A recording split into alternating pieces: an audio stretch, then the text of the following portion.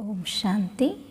బాబా చెప్తున్నారు 36/24 అవ్యక్త బాప్దాదా రివేజ్ కోర్స్ 33/20.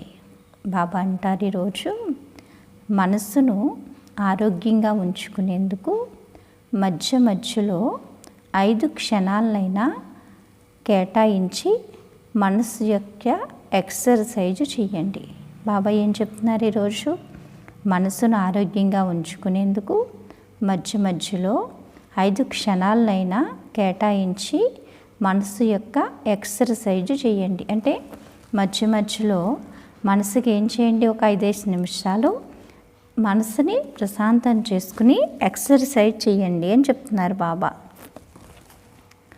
ఈరోజు దూరదేశీ అయిన బాప్దాదా సాకార ప్రపంచంలో రకరకాల దేశాలకు చెందిన తమ పిల్లలను కలుసుకునేందుకు వచ్చారు. బాప్దాదా రకరకాల దేశాలకు చెందిన వారిని ఒక దేశవాసులుగా చూస్తున్నారు. ఎవరు ఎక్కడి నుండి వచ్చినా కానీ అన్నిటికంటే ముందు అందరూ ఒకే దేశం నుండి వచ్చారు. మరి మీ అనాది దేశం గుర్తుంది కదా, అది ఇష్టం అనిపిస్తుంది కదా.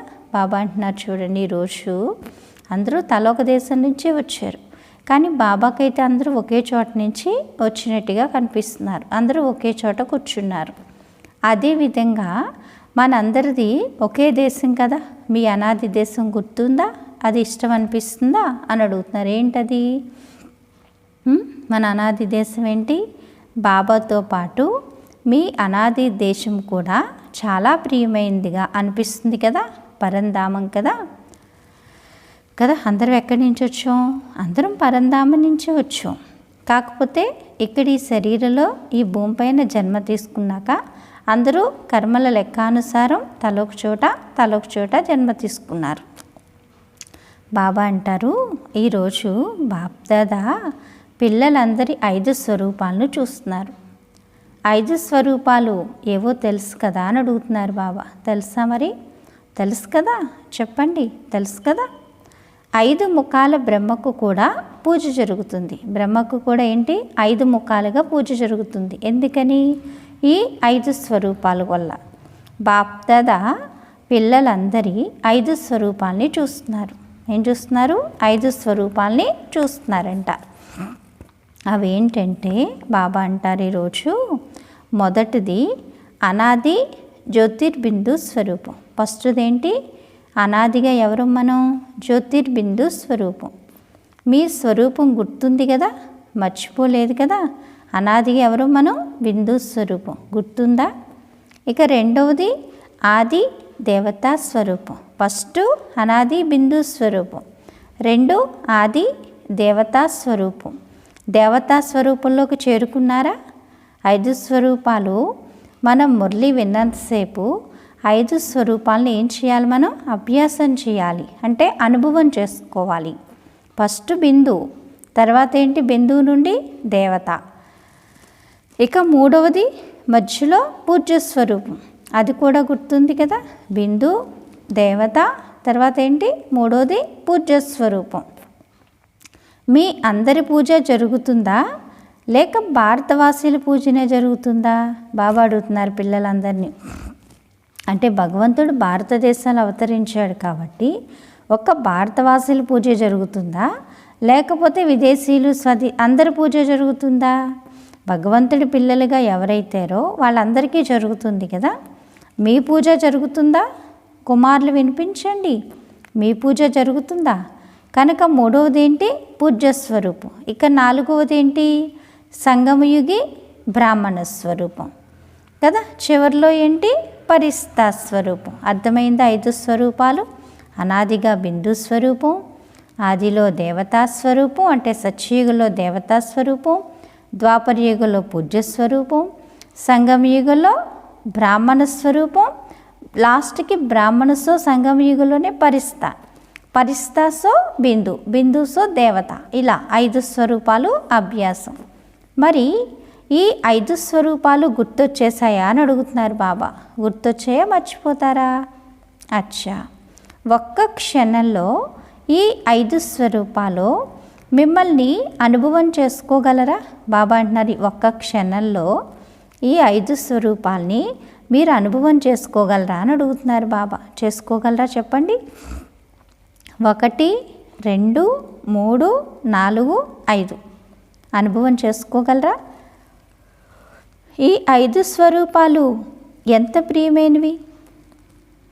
ఎప్పుడు కావాలంటే అప్పుడు, ఏ రూపంలో కావాలంటే ఆ రూపంలో స్థితులు అవ్వాలనుకుంటే ఆలోచించారు మరియు అనుభవం చేశారు. ఇదే మనసు యొక్క ఆత్మిక ఎక్సర్సైజ్ కదా, వ్యాయామం. ఈ రోజుల్లో అందరూ ఏం చేస్తుంటారు? ఎక్సర్సైజ్ చేస్తున్నారు కదా. అందరూ వ్యాయామం చేస్తున్నారు, నడవడం అని, లేకపోతే పరిగెట్టడం అని, లేకపోతే జిమ్ అని, అదని ఇదని శరీరానికి. కానీ బాబా అంటారు శరీరానికి కాదు, ఇప్పుడు కావాల్సింది ఏంటి? ఆత్మకి. ఏ విధంగా అయితే ఆదిలో కూడా మీ ప్రపంచం అంటే సత్యయుగంలో నడుస్తూ తిరుగుతూ ఉన్న సహజ సిద్ధమైన ఎక్సర్సైజ్ ఉండేది. నిలబడి 1, 2, 3 అంటూ చేసే ఇటువంటి ఎక్సర్సైజ్ కాదు. ఇప్పుడు అంతిమంలో కూడా బాప్దాదా మనసు యొక్క ఎక్సర్సైజ్ను చేయిస్తారు కదా. అంతిమంలో బాబా ఏం చేయిస్తున్నారు? మనసు యొక్క ఎక్సర్సైజ్ను చేయిస్తున్నారు. స్థూల ఎక్సర్సైజ్ ద్వారా శరీరం ఆరోగ్యంగా ఉంటుంది కదా.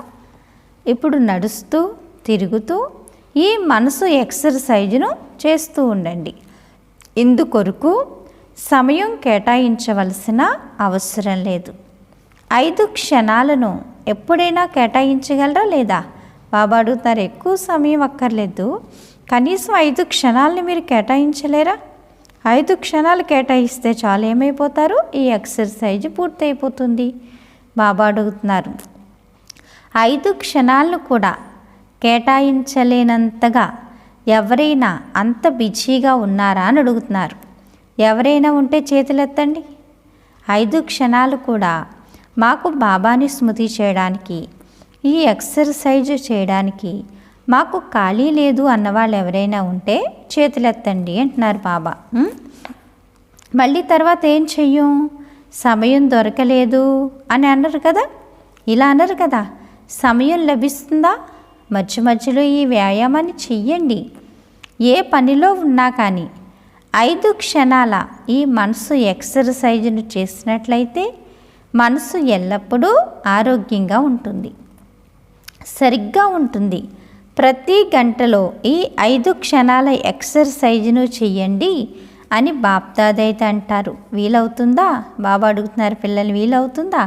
గంటకు 5 నిమిషాలు ఈ 5 స్వరూపాల అభ్యాసం చెయ్యండి, వీలవుతుందా అని అడుగుతున్నారు బాబా. చూడండి, వీలవుతుంది అని అందరూ అంటున్నారు.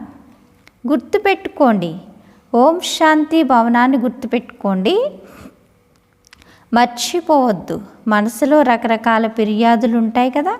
ఏం చెయ్యాలి? మనసు నిలవడం లేదు అని అంటారు. మనసును సుమారు 40 కిలోల బరువుగా చేసుకుంటారు, కొలుస్తారు కదా. ముందు కాలంలో పావు, సేరు, మనుగు ఉండేవి. ఈ రోజుల్లో అవి పోయాయి. బాబా అంటున్నారు కదా, మనసును మనుగంతా సుమారు అంటే 40 కిలోల బరువుగా చేసేసుకుంటున్నారట, కొలుస్తారు కదా. ఇంతకు ముందైతే ఏముండేవట? పావు, చేరు, మనుగు ఇవి ఉండేవి. ఇప్పుడైతే అరాకి, కేజీ ఇవన్నీ వచ్చేసాయి. మనసును బరువు కల మనుగుగా చేసుకుంటున్నారట. ఇప్పుడు ఈ ఎక్సర్సైజ్ను చేస్తూ ఉంటే పూర్తిగా తేలికైపోతారు. శరీరం బరువు అయితే ఎక్సర్సైజులు చేస్తున్నారు, ఫుడ్ కంట్రోల్ చేస్తున్నారు, ఇలా దీనివల్ల వెయిట్ తగ్గుతారని. మరి ఆత్మీక ఎక్సర్సైజ్ని చేయడం వల్ల ఏదైతే మనసుకు పట్టిన బరువు ఉందో అదంతా తగ్గిపోతుంది, అభ్యాసం అయిపోతుంది కదా. అలవాటు అయిపోతే నడుస్తూ తిరుగుతూనే మనకు అదే స్మృతి ఉంటుంది. బ్రాహ్మణులు అన్న మాట గుర్తు రావడంతోనే బ్రాహ్మణ జీవితం యొక్క అనుభవంలోకి రండి. పరిస్తానంటే పరిస్తాగా అయిపోండి. కష్టమా అని అడుగుతున్నారు బాబా. చెప్పండి, బ్రాహ్మణులు అనగానే ఈ జీవితం గుర్తు రావాలి. పరిస్తా అంటే పరిస్తా స్వరూపం అభ్యాసం అవ్వాలి. కష్టమా అని అడుగుతున్నారు. కష్టం లేదా? కుమారులు చెప్పండి, కొంచెం కష్టమా? మీరు పరిస్తాలు కదా, మీరే పరిస్తాలా లేక ఇతరులు కూడానా? ఎన్నిసార్లు పరిస్తాగా అయ్యారు? లెక్కలేనన్ని సార్లు అయ్యారు. మీరే పరిస్తాగా అయ్యారా? అచ్చా, లెక్కలేనన్ని సార్లు చేసిన విషయాన్ని మరలా చేయడంలో కష్టమేముంటుందా చెప్పండి? ఒక్కసారి అయితే కష్టం అనిపిస్తుంది, కొత్తగా చేస్తే. ఎప్పుడూ చేసేది కష్టం అనిపిస్తుందా చెప్పండి? అప్పుడప్పుడు ఉంటుందా కష్టం? ఇప్పుడు ఈ అభ్యాసం చేయాలి. ఎక్కడ ఉన్నా కానీ మనసునైతే 5 క్షణాలు తిప్పండి.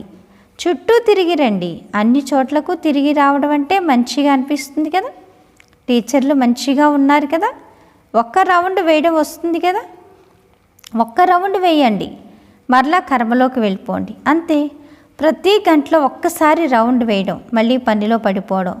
ఎందుకంటే పనినైతే వదలలేరు కదా. అవును కదా బాబా, మరి పనినైతే వదలలేరు. అందుకని ఏం చేయండి, చేస్తూనే మధ్యలో ఈ అభ్యాసం చేయండి. మంచినీళ్ళు తాగినంత టైం కూడా పట్టదు కదా ఈ అభ్యాసం చేయడానికి. డ్యూటీని అయితే చెయ్యాలి, కానీ 5 క్షణాలు, నిమిషం కూడా కాదు, క్షణం ఈ మాత్రం కూడా కేటాయించలేరా? కేటాయించగలరా? బాబా అంటున్నారు, కేటాయించగలరా లేరా చెప్పండి. మాస్టర్ సర్వశక్తివంతులు కదా. మాస్టర్ సర్వశక్తివంతులు చేయలేని పనేముంది చెప్పండి? ఏమైనా ఉందా? బాప్దాదాకు పిల్లల్లోని ఒక విషయాన్ని చూస్తే మధురమైన చిరునవ్వు వస్తుందట.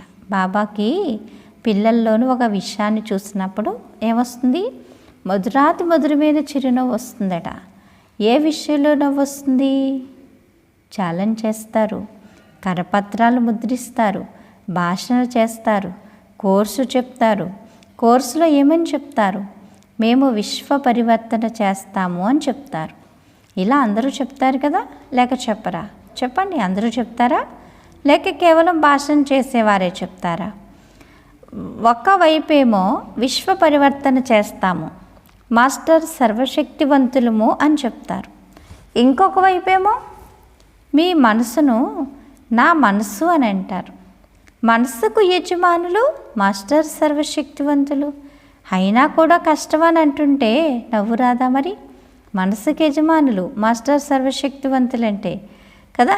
మరి మాస్టర్ సర్వశక్తివంతులు ఉండి, సర్వశక్తులు మీ ఆర్డర్లో ఉండి, మరి మీరు మీ మనసును ఆధీనంలో లేదంటే మరి బాబాకి నవ్వు రాదా చెప్పండి అంటున్నారు బాబా. నవ్వు వస్తుంది కదా.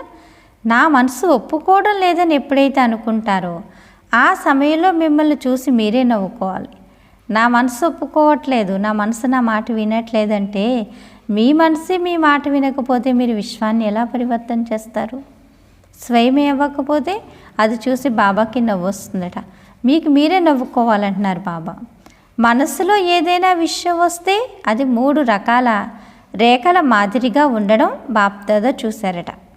మనసులో ఏదైనా విషయం వస్తే అది 3 రేఖల మాదిరిగా ఉంటుందట. ఏంటవి? 1 నీటిపై రేఖ.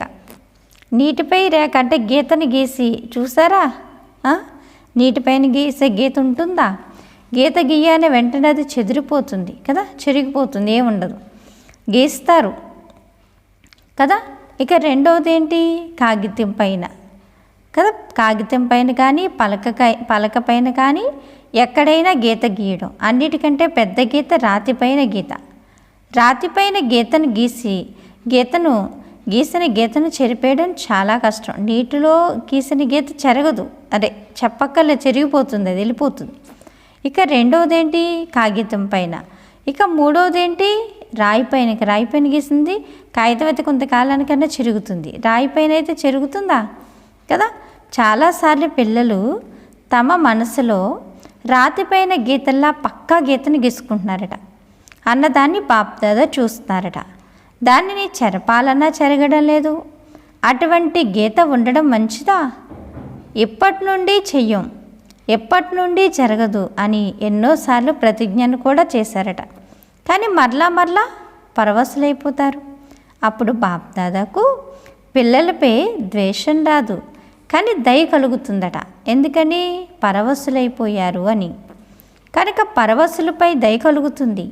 బాప్దాదా ఇటువంటి దయాభావనతో పిల్లలను చూసినప్పుడు డ్రామా అనే పరదాపై ఏం వస్తుంది? ఎప్పటి వరకు అని వస్తుందట. డ్రామా అనే పరదా పైన ఏమొస్తుంది, ఇంకా ఎప్పటి వరకు అని అనిపిస్తుందట. మరి దీనికి సమాధానం మీరే ఇవ్వండి.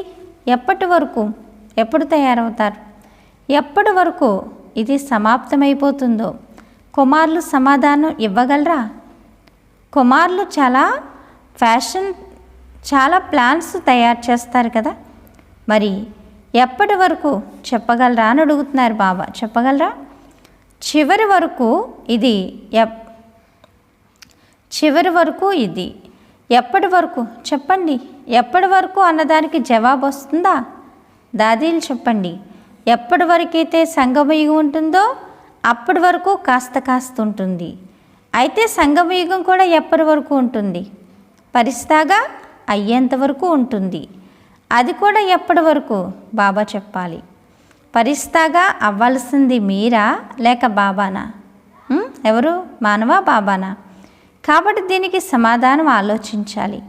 ఇప్పుడే అని బాబా అంటే తయారుగా ఉన్నారా? సగం మాల తయారయ్యే దానిలో కూడా చేతులెత్తలేదు కదా. బాబా అంటున్నారు.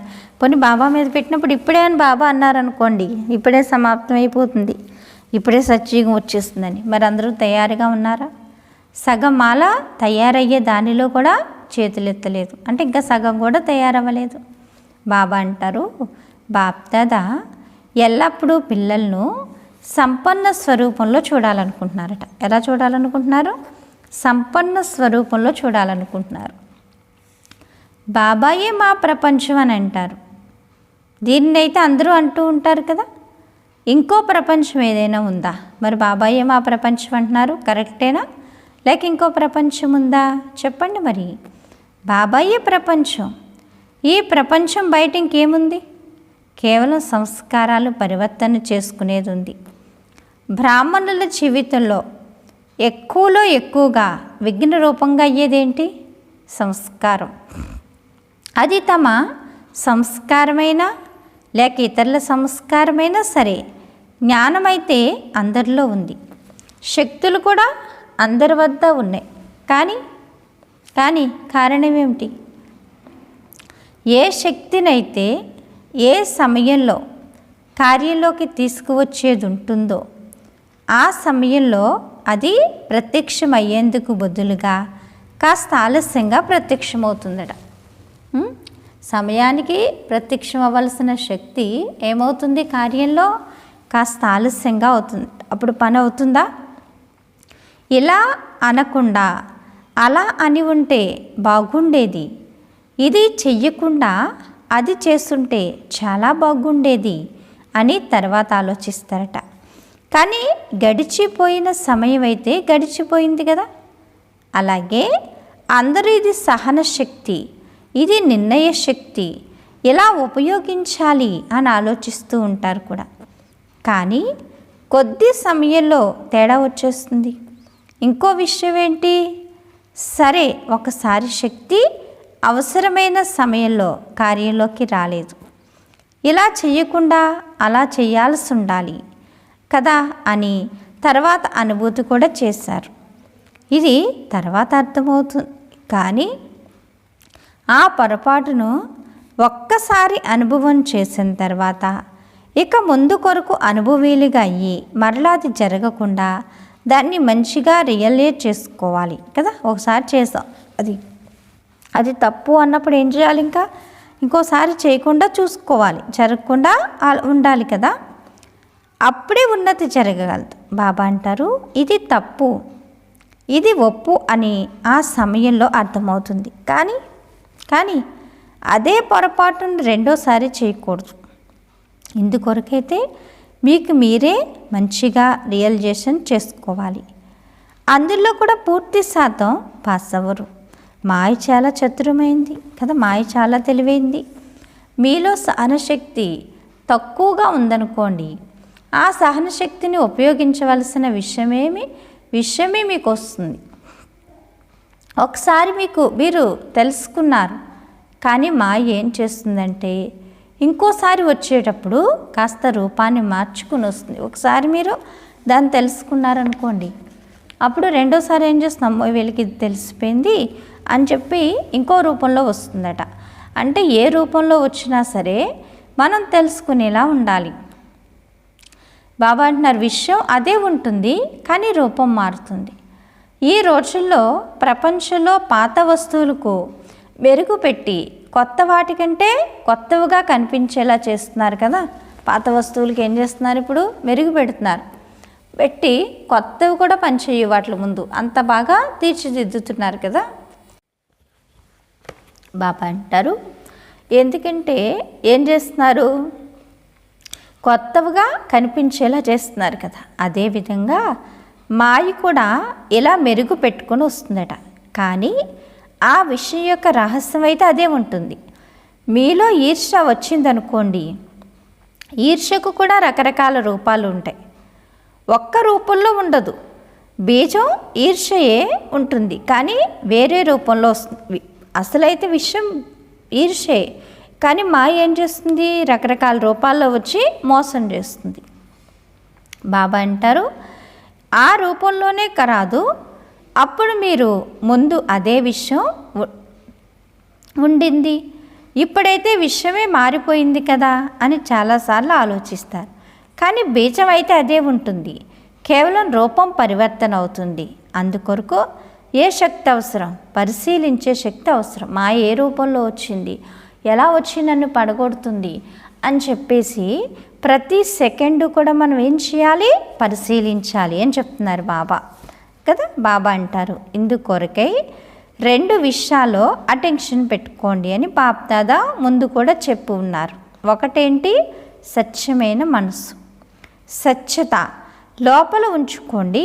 లోపల ఉంచుకున్నందువలన గ్యాస్తో నిండి ఉన్న బెలూన్ చివరి వరకు ఏమవుతుంది, పేలిపోతుంది కదా. బాబా అంటారు ఒకటేంటి, స్వచ్ఛమైన మనసట.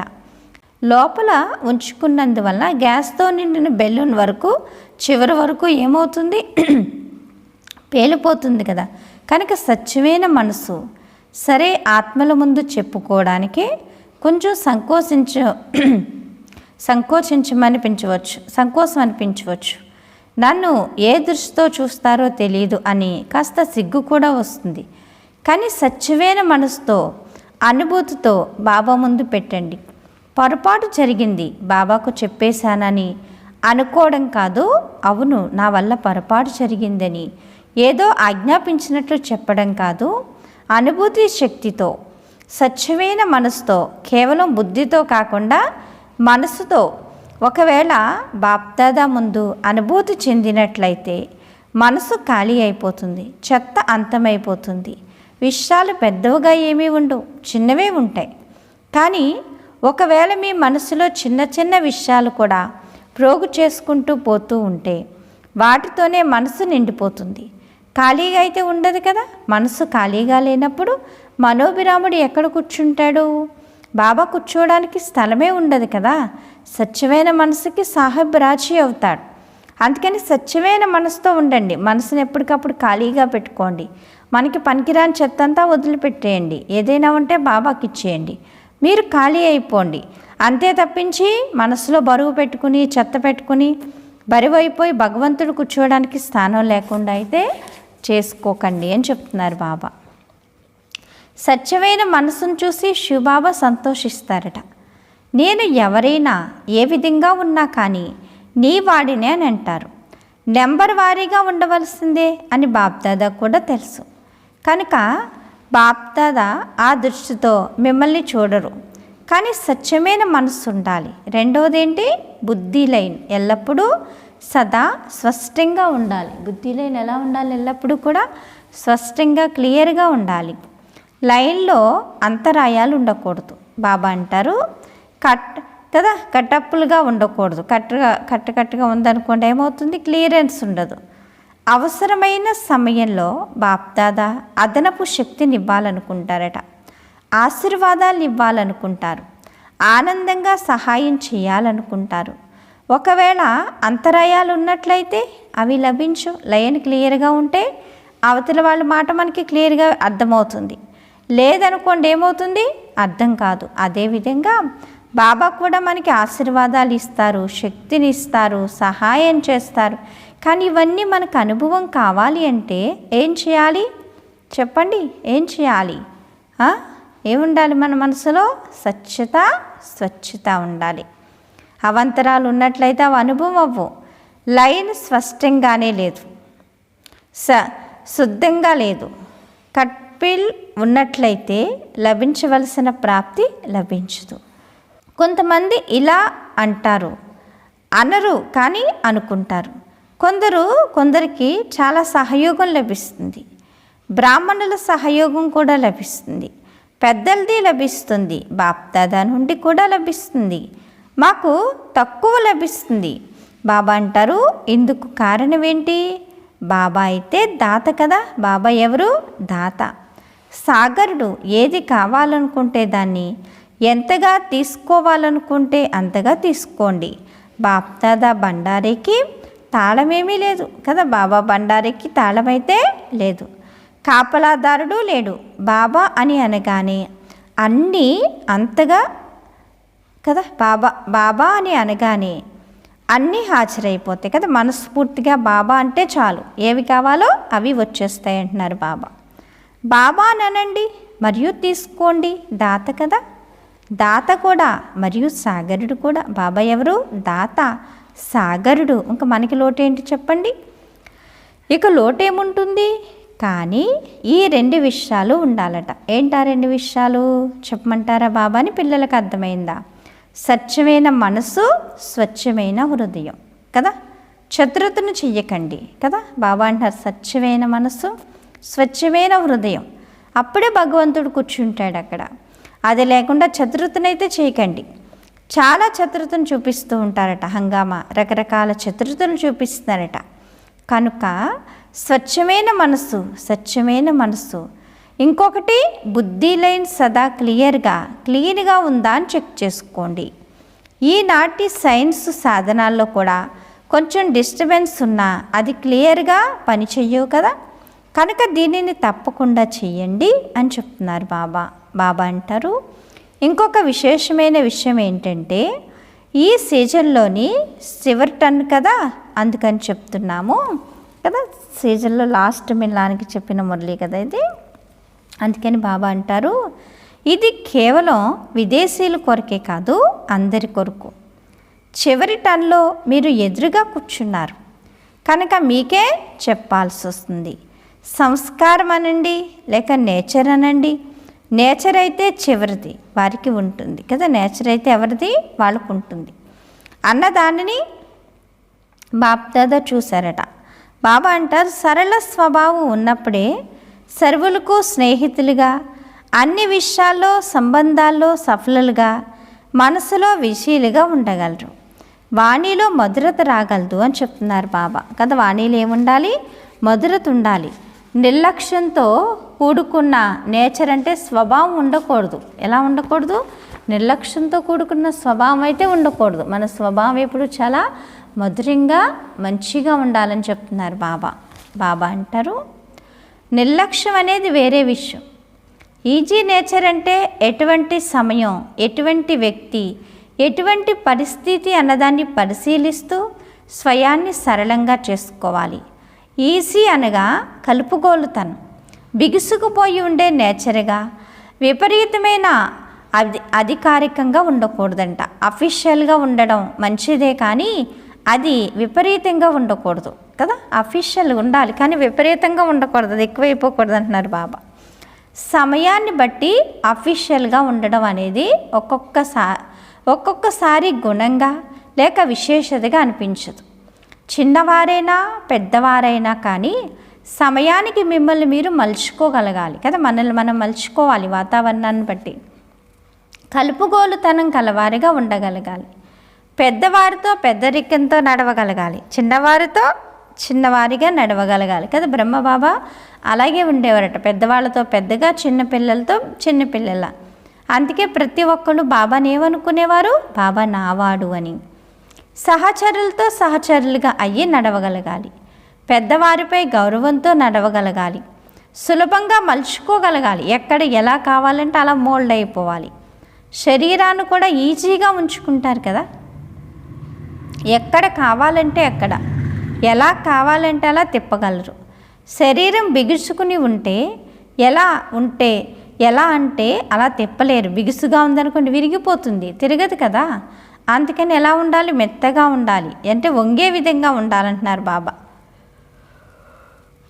అప్పుడు ఈజీగా అయిపోవడం. బాబా అంటారు నిర్లక్ష్యంగా ఉండడం అని కాదు. బాప్దాదా ఈజీగా అయిపోండి అని చెప్పారు కదా, అందుకని ఈజీగా అయిపోయాం అని ఇలా చేయకూడదు. ఈజీ నేచర్ అనగా సమయానుసారంగా తమ స్వరూపాన్ని తయారు చేసుకోగలగడం. అచ్చా కదా, డబల్ విదేశీయులకు మంచి అవకాశం లభించింది అంటున్నారు బాబా. అచ్చా, అందరికీ డ్రిల్ గుర్తుందా లేక మర్చిపోయారా? ఇప్పుడిప్పుడే అందరూ ఈ డ్రిల్ చేయండి, అంతా తిరిగి రండి అంటున్నారు బాబా. డ్రిల్ గుర్తుంది కదా, 5 స్వరూపాల అభ్యాసం.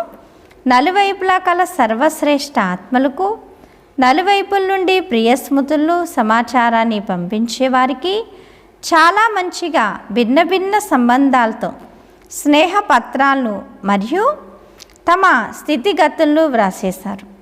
చాలా ఉల్లాస ఉత్సాహాలతో సేవా సమాచారాన్ని వ్రాసారు. అవన్నీ బాప్దాదాకు లభించేసాయి. చాలా ప్రేమతో శ్రమ తీసుకుని వ్రాసారు. ఎవరైతే వ్రాసారో వారు ప్రతి ఒక్కరూ తమ తమ పేరు సహితంగా బాప్దాదా యొక్క మనోభిరాముని మనసుతో ఇచ్చే ప్రియ స్మృతులు స్వీకరించండి. పిల్లల ప్రేమ బాబాపై ఉంది, మరియు దానికంటే కోట్లాను రెట్ల ప్రేమ బాబాకు పిల్లలపై ఉంది. వాహ బాబా, ఎంత అదృష్టం! మరియు సదా అమరంగా ఉంటుంది.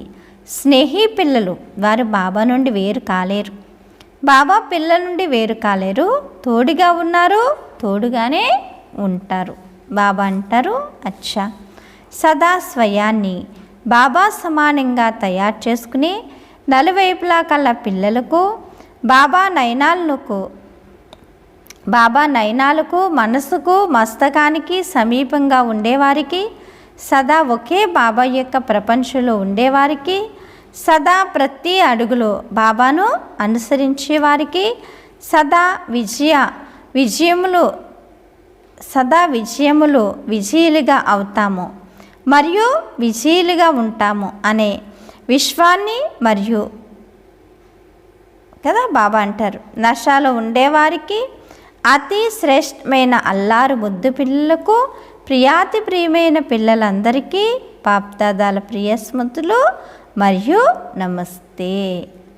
బాబా చెప్తున్నారు ఈరోజు వరదానము.